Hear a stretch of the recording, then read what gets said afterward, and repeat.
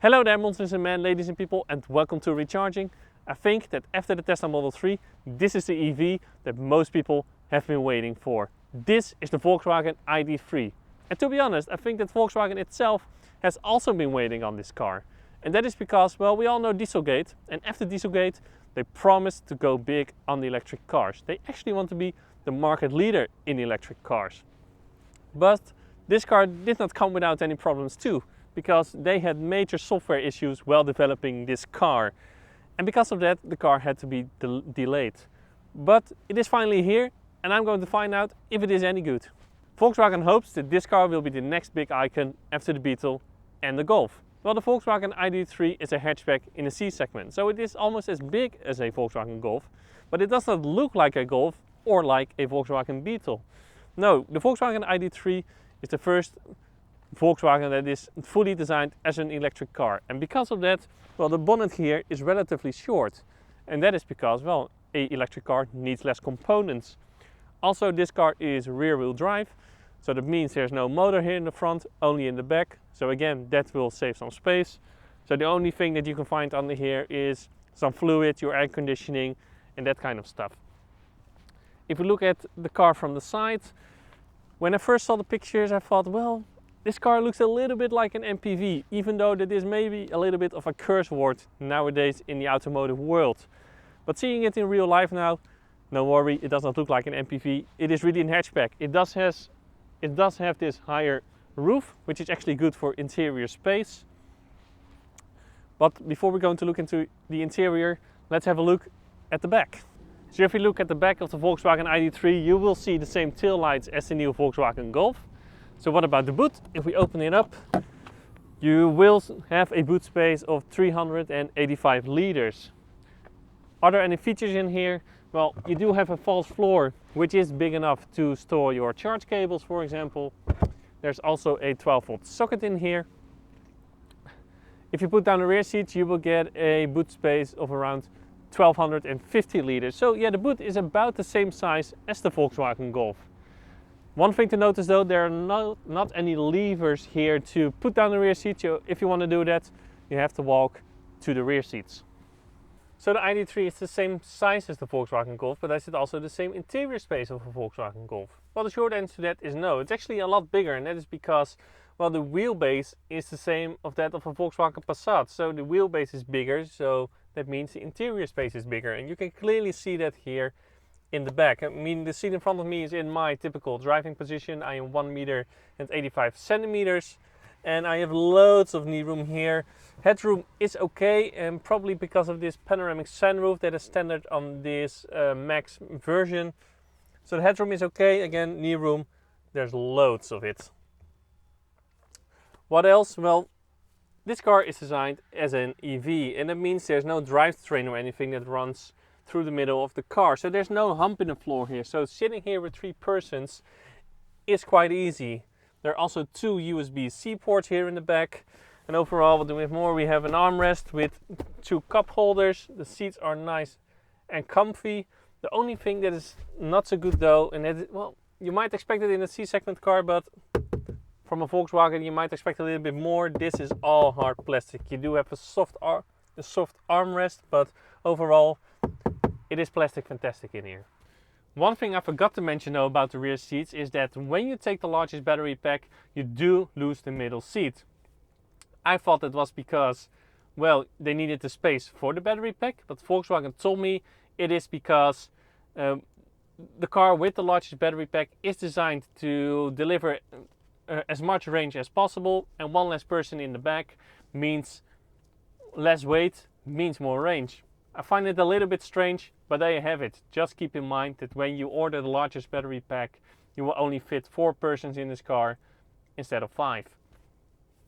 But we're sitting here in the front, so let's talk about that. And the first thing that I noticed though while getting in this car is it looks also spacious, and that is because, well, you don't have a center console at all. You do have some storage compartments here, but you don't have the high center console that you normally have. I mean, you have 2 cup holders here. Behind that is a space for your phone, where there's also possibility for wireless charging, and you do have a huge cubby here in the middle where there's also a little divider so you can make it as big, as large as you want. The reason why there is no center console though is because, well, everything you do in this car is controlled from this screen. Well, almost everything is controlled with this screen. You do have a little display though in front of the driver which shows you your speed, your estimate range, your navigation instructions and your cruise controls and stuff. And also the gear shifter is here. So it has a BMW i3 type of gear shifter. But anything else you control with this screen. What is the same as in the rear though, and I'm a little bit disappointed by it, is the materials being used. I mean, the build quality is good, it's what you expect. But just the quality of the materials are not so good. I mean, the only soft touch materials that you find here in the front are your armrest and this pad here on the dashboard. Besides that, hard plastic. Hard plastic, okay, you might expect it here, but this is hard. Just on the door here, it's all...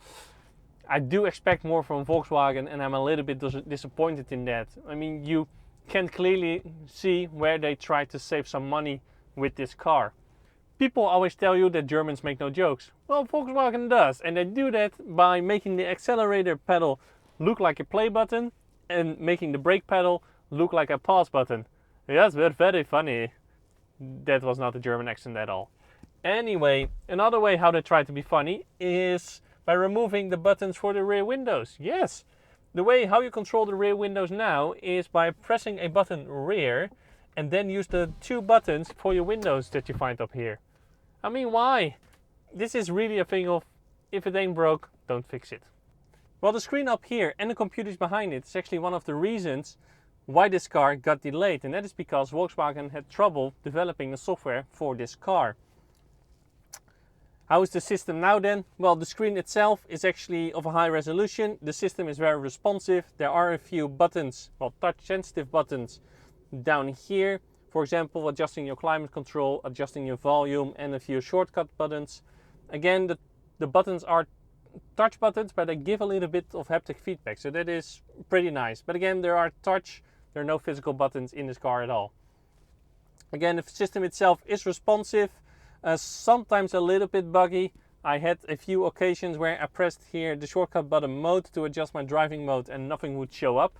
So there are still a few bugs here and there. And yeah, this system has the same problem as all systems have, that when there are no physical buttons anymore, and that is that your main features are easy to find. But when you have to adjust some settings, or for example reset your trip meter, you have to search through the menus, and then it can be difficult to find stuff. For example, if I want to reset my trip meter, I have to go to car, then let me see, where do I do it? I'll probably go to car here. I have to swipe here. I don't even know it anymore where I did it.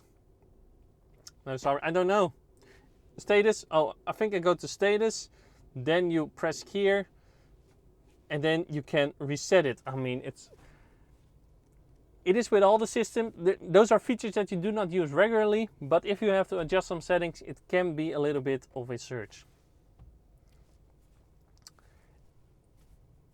As I mentioned now, and we all know now, the software of this car is not finished. For example, connectivity with your phone and with the Volkswagen app is not done yet. And also you do have a head-up display here, but in the future there will be a augmented reality navigation, and that feature is also not done yet. So if you have this car now, or you will get this car before the end of the year, you do go back to the dealer for a physical software update, and then you will get that phone connectivity and that augmented reality display. The ID.3 comes with 2 engines and 3 battery pack sizes. This is the ID.3 first edition, and this one comes with a 58 kWh battery pack. That is actually the middle size battery pack, and it will come with a 204 horsepower engine, which will give you 310 Newton meters of torque. And this will, for now at least, be the most powerful engine you can get in the ID.3. With that engine though, it will do 0 to 100 in 7.3 seconds, and the car is limited to 160 kilometers an hour. So yeah, it is quick enough for everybody. What is the range though of this 58 kilowatt hour battery pack? Well, the ID.3 is actually pretty efficient. I mean, I have seen videos on the internet because I'm test driving this car, so I'm also accelerating a lot and stuff, but I've seen videos on the internet of people driving this car and getting 400 kilometers of range. So in summer you can expect 350 to 400 kilometers. In winter it will probably be 300 to 350 kilometers of range, which is actually pretty good for a 58 kilowatt hour battery pack. The first two things I noticed though while driving this car is, one, the quietness. It's really quiet in this car. I mean, this is the top of the range model. It has 20-inch wheels and it is still quiet. So if you take a car with smaller wheels, it will be even more quiet than this one. Really impressed by it. And the second thing is the visibility. I mean, this car has extra windows up here and also the windows are quite large, so visibility all around is actually pretty good. A great thing about having the drivetrain in the back is that the wheels can steer in a very wide angle, which gives this car almost as tight of a turning circle as the Volkswagen Up, so it is great for maneuvering in town. Then what about the driving? Well, this ID.3 really drives like a Volkswagen. And what do I mean by that? Well, Volkswagens have this kind of feeling that they're not the most exciting cars in the world to drive, but you can't really hate them either. I mean, they take a really middle of the pack approach. What do I mean by that is that, well, the steering, for example, not too heavy, not too light. It's not the most direct steering, but it is not vague in any way. The suspension is nice and comfortable, but not too comfortable. I mean, and they do these things in a really refined way, and that does appeal to a lot of people. Also, this car sits as a rock on the road, and it keeps its course very well. For example, in my Hyundai Kona, I have the feeling that I have to correct it now and then to keep its course. This car, I do not. It feels very, very solid. It's just these feelings that Volkswagens and in general German cars have that, well, a lot of people like. In terms of safety features, well, being a modern car and being the top range model, think of a feature and this car has it. Blind spot monitoring, front collision warning, adaptive cruise control, lane keeping assist, all this kind of stuff. Again, it has everything. I can imagine being a German car, it's just the way it is, that on the lower end models some of these features are not available or you have to pay extra, but on this top of the range model it has everything. In terms of electric driving though, you cannot adjust how much this car will regenerate energy when you lift your foot off the accelerator. You do have two drive modes though. You do have drive, which will coast as soon as you lift your foot off, and you do have B for brake mode, which will regen energy when you take your foot off the accelerator. What this car does have though, and it actually worked pretty well when I tried it, it's actually really nice, is that when you have your car in normal drive mode, and you have put a destination in your satellite navigation, as soon as you, for example, approach a corner or a roundabout, the car will see that because you have the satellite navigation on, and it will actually brake for you when you approach that corner. So in that way you don't have to apply your normal brakes at all. And another thing is, maybe you've seen it now, it's actually pretty nice, or well, it's more of a gimmick, but it is a fun gimmick. There is a little bit of a LED bar here which does some things. For example, it lights up when you start the car, but also when you approach a corner and you have your navigation on, it will blink twice, for example to the left, and then you have to go to the left. It's actually, again, it's a nice gimmick.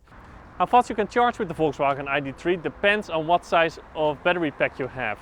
This particular car has a 50 kilowatt hour battery pack, so that means for AC it has an 11 kilowatt onboard charger, and for DC it can take up to 100 kilowatts. And then 10 to 80% will take you about 30 minutes. It is not exceptionally fast as a Audi e-tron or as a Porsche Taycan, but it is what you expect from an EV in 2020. So how is the Volkswagen ID.3? Well, I do not dare to say though that this car will be the next big Volkswagen icon.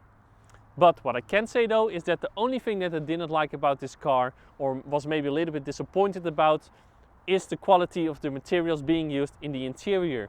But it drives really well, the charging is good, and also the range is good. And with a starting price that is lower of that from a Kia e-Niro and a Hyundai Kona, and with a size that sits between those two cars, I have no doubt that you will see this car a lot on the road. First, a big thank you to A Point in the Netherlands for lending me this car today. And if you liked the review of this car, please give a like and subscribe. And if you did not, please leave a comment below to see what I can improve. And then, thank you a lot for watching. And as always, to be continued.